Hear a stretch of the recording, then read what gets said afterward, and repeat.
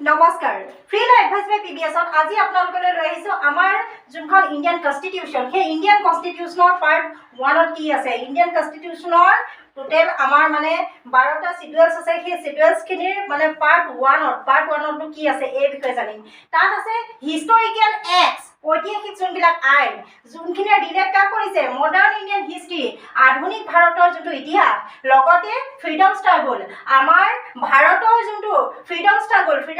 মানে কি হৈছে ভাৰতীয় যোনখিনি স্বাধীনতাৰ যোনটো সংগ্ৰাম স্বাধীনতাৰ যিটো সংঘৰ্ষ সেই সংঘৰ্ষখিনি ৰিলেট কৰিছে পাৰ্ট 1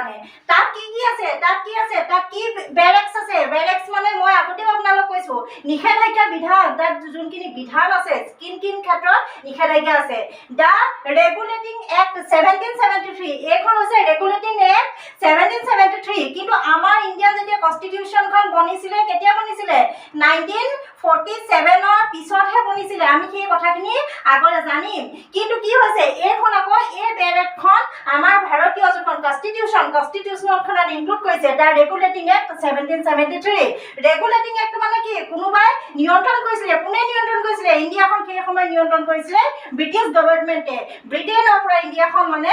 নিয়ন্ত্ৰণ হৈছিলে সেই কাৰণে এই ৰেগুলেটিং এক্টখন আমাৰ বেৰেক্টছ আমাৰ যোনখিনি নিষেধাজ্ঞা আইন সেইবিলাকৰ 1 নম্বৰতে অনা হৈছে দ্বিতীয়তে আছে the charter act of 1833 charter act মানে কি চনৰ আইন এই চনৰ আইনখনো কেতিয়া আছিলে যেতিয়া আমাৰ ব্ৰিটিছসকল ইণ্ডিয়াত আছিলে তেতিয়া সেই চনৰ আইনখন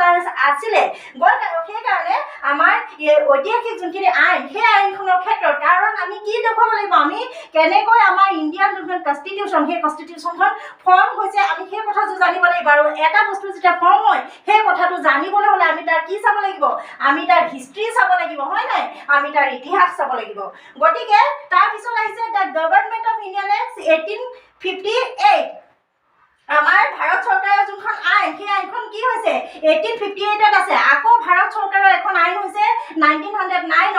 আকৌ ভাৰত চৰকাৰৰ আইন 1919 তাৰ পিছত 1935 টোটেল কেইখন হৈছে ভাৰত যোনখন চৰকাৰ সেই ভাৰত চৰকাৰৰ ওপৰত কেইখন আইন হৈছিলে তেতিয়াও অৱশ্যে ব্ৰিটিছে আছিলে আৰু সেই কথাখিনি আমি আগলৈ ডিটেইলভাৱে পঢ়িম কিন্তু সেই আইন এই আমাৰ ভাৰত চৰকাৰ যোনখন আইন তেনেকুৱা 4খন আইন আমাৰ ইনক্লুড কৰা হৈছে পাৰ্ট 1ত যোনটো আমাৰ হিষ্টৰিকেল এক্সপিনিৰ ভিতৰত পৰে তাৰ পিছত আছে দা ইণ্ডিয়ান ইণ্ডিপেণ্ডেন্স এক্ট ভাৰতৰ যোনখন স্বাধীনতাৰ যোনখন আইন সেইখন হৈছে 1947ত ভাৰতবৰ্ষখন স্বাধীন হৈছে এই 1947ৰ এক্টখনো আমাৰ পাৰ্ট 1ত ইনক্লুড কৰা হৈছে আপোনালোকক মই এই বিষয়খিনি এই কাৰণে লৈ আহিছো এইটো প্ৰত্যেকটো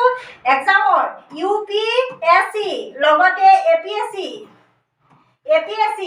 লৰ বিভিন্ন ll.b যোনখিনি মানে বিভিন্ন এক্সাম আদাৰ কম্পিটিটিভ এক্সাম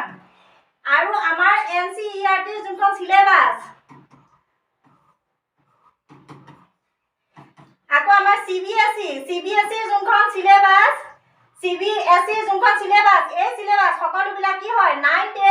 10 আৰু 9ৰ লগতে আমাৰ TDSC সকলো TDCৰ যোনখিনি সিলেবাস বা আদাৰ পলিটিকেল সায়েন্সৰ সিলেবাসখিনিৰ লগতো এই গোটেইখিনি কথা আমি পঢ়িবলগীয়া হয় গতিকে আপোনালোকলৈ মই লৈ আহিছো পাৰ্ট 1 আৰু আপোনালোকে এনেকৈ চাই যাব ভাৰতীয় সংবিধানৰ ওপৰত বিভিন্ন ধৰণৰ কথাবিলাক বা বিভিন্ন ধৰণৰ আইনবিলাক ধন্যবাদ